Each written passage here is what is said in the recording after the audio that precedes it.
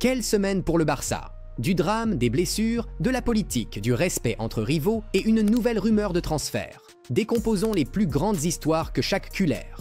Coup dur pour le Barça et l'Espagne avec une blessure. Lors de l'entraînement de l'Espagne avant le match de qualification pour la Coupe du Monde contre la Géorgie, Dani Olmo s'est blessé et s'est arrêté après 15 minutes. Luis de la Fuente a confirmé lors de sa conférence de presse. Dani Olmo est arrivé avec gêne et de la fatigue. Aujourd'hui, il n'était pas à l'aise et après 15 minutes, il a arrêté l'entraînement pour passer des examens. Pour l'instant, l'étendue de la blessure n'est pas claire, mais c'est un signe inquiétant pour les supporters du Barça, surtout que Hansi Flick compte sur la créativité d'Olmo. Espérons que ce n'est rien de grave et qu'il reviendra vite, car Dani est important pour le rythme offensif du Barça. Et pendant que l'effectif de Flick fait face à des problèmes de blessure, le président a été occupé à Rome. Laporta et Al-Khelaifi, la nouvelle bromance du football? Des photos prises à Rome deviennent virales.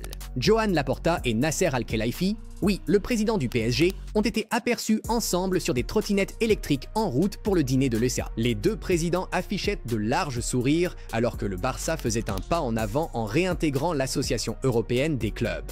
Cela signifie le Barça se retire du projet de Super League, laissant le Real Madrid s'y accrocher. C'est un rebondissement.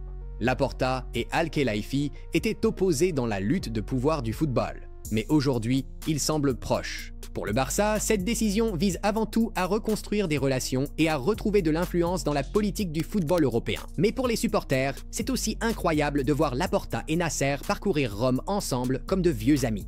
Qu'en pensez-vous, Culler? De la diplomatie intelligente ou trop de proximité avec le patron du PSG? De la paix dans la chambre à un respect lors du Classico. Mbappé prend la défense de Lamine Yamal. Dans un geste surprenant de respect, Kylian Mbappé a publiquement pris la défense de Lamine Yamal, demandant aux critiques de laisser la vie privée du jeune prodige du Barça tranquille. S'adressant à Movistar, Mbappé a déclaré « Les gens parlent trop de sa vie privée, ils devraient le laisser tranquille. Sur le terrain, c'est un grand joueur, mais dans la vie, ce n'est qu'un gamin de 18 ans. » Le message est clair.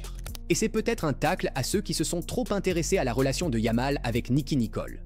Alors que Lamine est écarté des terrains en raison d'une blessure et manquera les matchs d'octobre de l'Espagne, il est concentré sur son retour pour le Classico où il pourrait affronter Mbappé. D'adversaire sur le terrain à un respect mutuel en dehors, c'est peut-être l'un des gestes les plus élégants que nous ayons vus dans le football espagnol. Qu'en pensez-vous, Culler? Du respect sincère ou un jeu psychologique d'El Clasico de Mbappé? En parlant de respect, les légendes ne s'effacent jamais. Kroos et Xavi, ces deux rivaux devenus légendes légendaires, se retrouvent finalement. La nostalgie du football a frappé fort cette semaine. Toni Kroos et Xavi Hernandez ont été aperçus discutant à un événement Adidas Legends avec Del Piero et Kaka. La photo est devenue virale. Kroos l'a partagé sur Instagram, le montrant en conversation avec Xavi, assis dans une voiture. Photo froide, mais pur respect. C'est fou de penser que ces deux-là ont autrefois battu férocement dans les Clásicos. Madrid contre Barça, Kroos contre Xavi.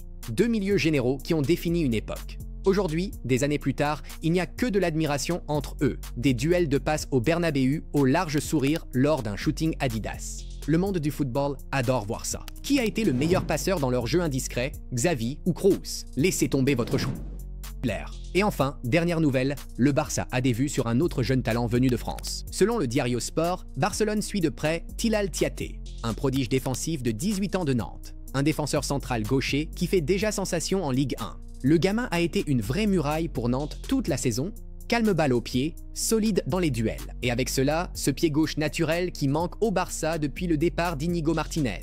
Mais il y a concurrence. Plusieurs clubs de Premier League le surveillent. Malgré tout, Deco et l'équipe de recrutement voient en Tiaté un membre de la prochaine génération de défenseurs qui pourrait s'imposer dans la défense barcelonaise à long terme aux côtés de Cubarsí.